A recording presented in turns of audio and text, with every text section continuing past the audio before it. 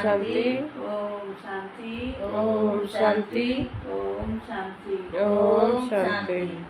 25/2/25 प्राप्त मुरली और ओम शांति बारदादा मधुबन। बाबा कहले मिठे बच्चे समस्त को यही खुशी खबर शुणाई दियो जे भारत एवं पुनर्बार स्वर्ग होगाकू जाउछि। सेथिपाई स्वर्गर रचयिता परम पिता यही दुनिया को आसीचंती। प्रश्न जो पिलामानकर स्वर्गर मालिक हेबार खुशी रही सेमानकर लक्षण कौन होइथिबो? उत्तर रे बाबा कहले सेमानक भितरे कौनसी प्रकार दुख आसीबो नाही। तांकर एही निशा रहिबो कि आमे तो बहुत महान व्यक्ति अटू, आमको बेहदर बाबा एहीपरि लक्ष्मीनारायण करुछंती।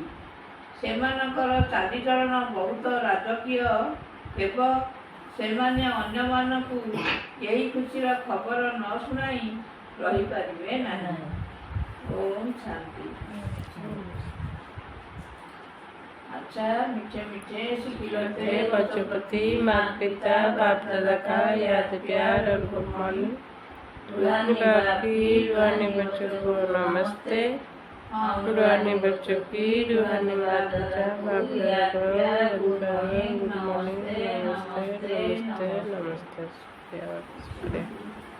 धारणा मुख्य सारांश 1 नंबर निजर नारी देखा हेब जे मु केते योग्य होइछि।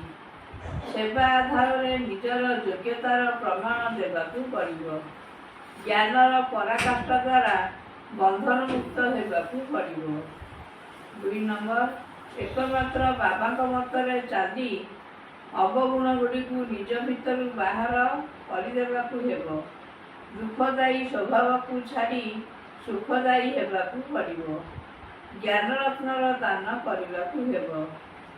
वरदान परीक्षा व समस्या समय रे दुखरे झाउली पड़िबा परिवर्ते मनोरंजनर अनुभव करुथिबा सदा विजयी हुओ।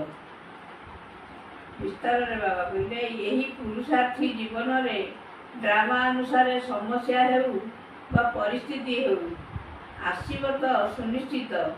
कारण जन्म नेबा मात्रके आगकू बढ़िवार लक्ष्य रखिबा अर्थ परीक्षा एवं समस्या गुड़िक निमंत्रण देवा। जेबे कि रास्ता को अतिक्रम करने हेब तेबे रास्ता कड़र दृश्य गुड़िक सम्मुख को आसीब। रास्ता कड़र दृश्य गुड़िक सम्मुख को आसीब नाही। यह किपरि होई परिबो?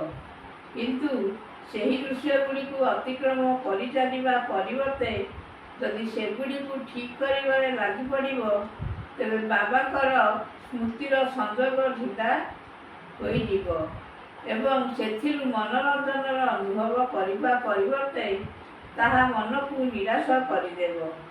सेथिपाई सेगुड़ी को देखी बार गीत गाई आगकू बढ़ी चल अर्थात सदा विजयी भावर वर्तनी हुओ।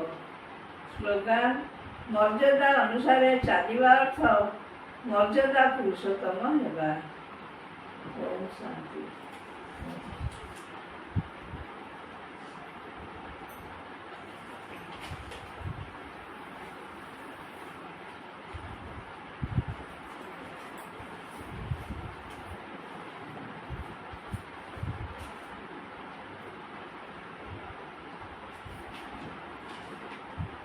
ଅବ୍ୟକ୍ତ ଇଶାରା ନିଜ ଶକ୍ତିଶାଳୀ ମନସା ଦ୍ୱାରା ସକାଶ ଦେବାର ସେବା କର।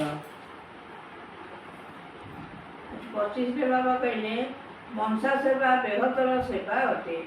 ଯେବେ ତମେ ମନରେ ବାଣୀରେ ନିଜେ ଉଦାହରଣ ହେବ ତେବେ ମହା ଉଦାହରଣ ଦେଖି ଆପେ ଆପେ ଆକର୍ଷିତ ହେବେ। କିଛି ବି ସ୍ଥୂଳ କାର୍ଯ୍ୟ କରୁଥିବା ସମୟରେ ମନସା ଦ୍ୱାରା ପ୍ରକମ୍ପନ ବ୍ୟସ୍ତ କରିବାର ସେବା କର। ଯେପରି କେହି ବ୍ୟବସାୟୀ ହୋଇଥିଲେ ସ୍ୱପ୍ନରେ ବି ନିଜ ବ୍ୟବସାୟକୁ ଦେଖିଥାନ୍ତି, ସେହିପରି ଆପଣଙ୍କର କାମ ହେଲା ବିଶ୍ୱ କଲ୍ୟାଣ କରିବା। ଏହା ହିଁ ଆପଣଙ୍କର କର୍ତ୍ତବ୍ୟ। ଏହି କର୍ତ୍ତବ୍ୟ ସ୍ମୃତିରେ ରଖି ସର୍ବଦା ସେବାରେ ବ୍ୟସ୍ତ ରୁହ। ଓମ୍ ଶାନ୍ତି। ओम शांति।